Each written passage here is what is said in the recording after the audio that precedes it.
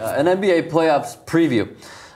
We just want to discuss it very quickly. The Pacers and the Hawks, I believe that we're going to take the Pacers unanimously, but, you know, they haven't been playing well down the stretch. You know, Frank Vogel's club is kind of like, we know how good they can be, but they've been terrible. No one's been on the same page. The post-game comments from Roy Hibbert sounding like a prima donna, Paul George not having an answer, Lance Stevenson being like, we're just not playing together right now, who's, by the way, going to be gone after this year. He's going to hit free agency and get paid. But what is it with the Pacers and how many games? I mean, like, you have them winning, obviously, but how many games do you think? It's always hard for me to call a sweep, even when it should be. So maybe they'll do it and they'll do it. It's not going to be a clean sweep. Not with the way that they played down the stretch. They'll do it in 5. 5 sounds reasonable. This is the problem. They focus so much on the Heat because they have to, that's when they start looking bad against other teams. And then they exert all this energy thinking about the Heat when they're not even playing getting them. the 1 spot. Yeah, but then, you know, and then the Heat have this. You know, they've been doing it.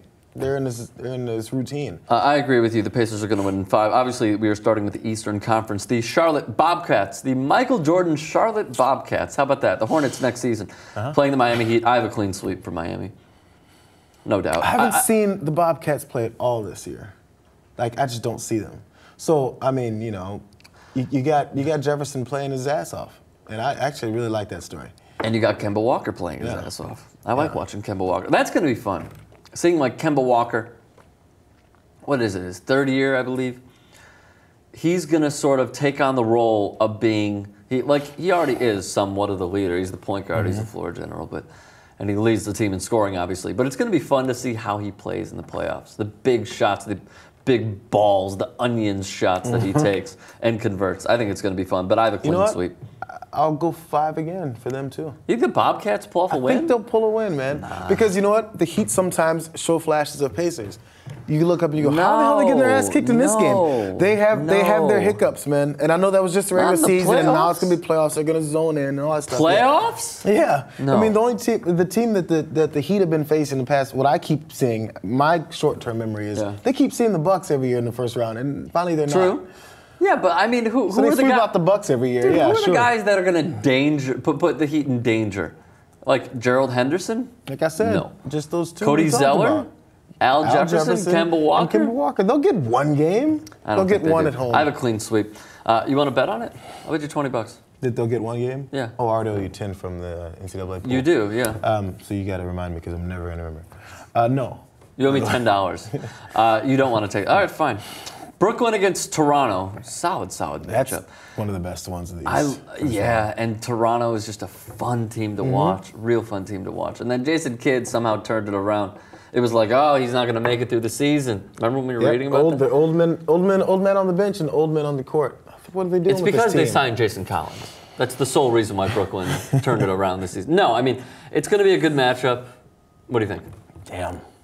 Once it gets to the middle of, you know, of course, the top 1 or 2 seeds are easy to call. 3 versus the 6, yeah.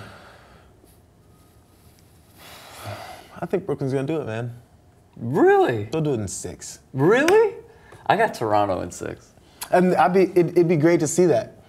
But, man, it would. We're talking about experience and playoff experience, and then they got their young guys going well enough that it's a good mix, man. Yeah, it's a good mix. They have the They're going to get too tired to go further than that. But okay, so Ben and I have talked about this many times. My problem with the Nets is that Darren Williams, when he was with the Jazz, granted he had Jerry Sloan, he was so good.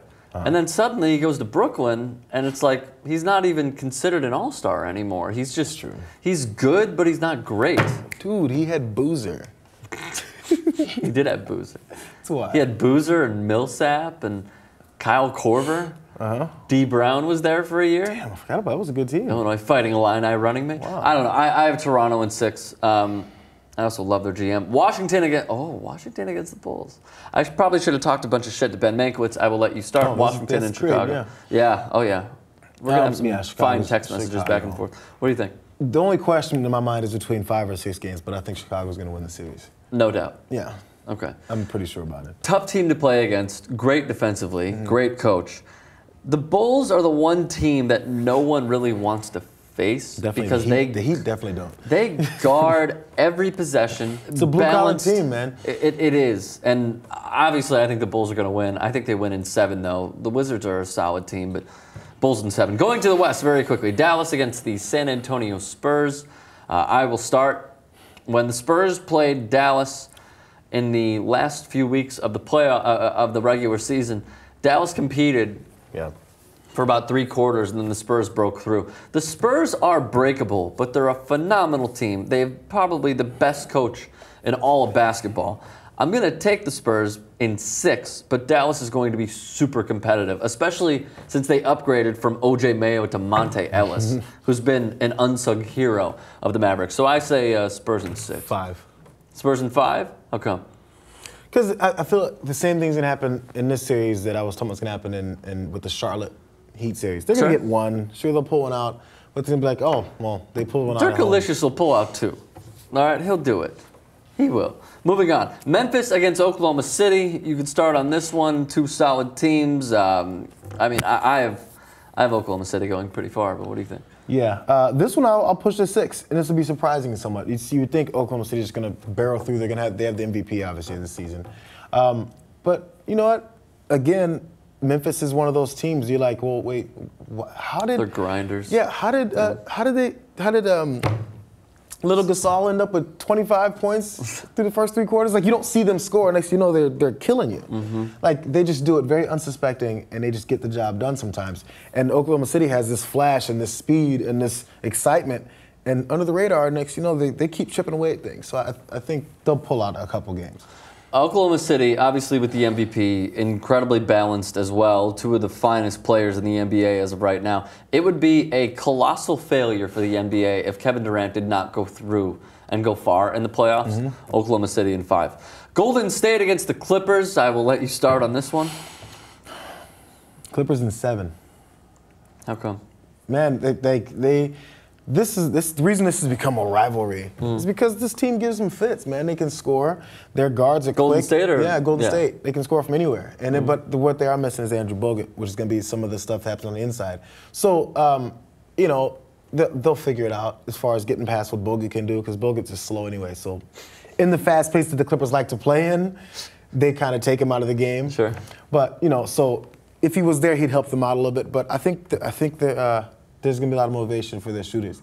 And the Splash Brothers are going to do their thing, man. Or they'll disappear at times. I mean, Klay Thompson can easily go that one game where he shoots, you know, 3 of 15 and goes for 12 points. And you're like, the hell happened to Klay Thompson? Yeah. He needed to come through, and he did. Yeah, and then weird things happen sometimes with Clippers.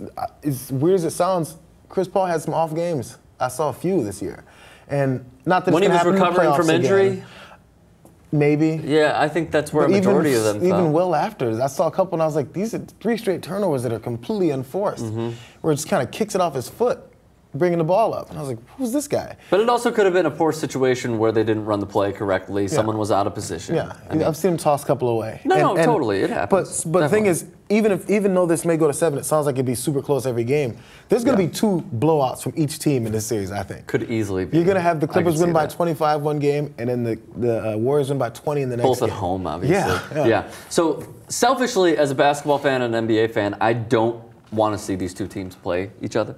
I would have liked to have seen them play in the second round. I would have liked to have seen, you know, Portland against the Clippers and the Rockets, or like the Grizzlies against the Warriors. I mean, obviously the dominoes didn't fall that way and the records didn't fall that way and whatnot. But selfishly, I don't want to see either of these 2 teams lose in the first round. I want to see them go. I want to see what Curry and Thompson and the Warriors could do in the second round and the shots that they could make. We might only get a taste of Steph Curry and Klay Thompson this playoff run, which is kind of depressing. I think the Clippers in 7 as well, but it's just a little depressing. Yeah, and you're saying it as an NBA fan, that's what sucks. Whichever team loses, it's going to be, well, it's a bigger disappointment if the Clippers lose, of course.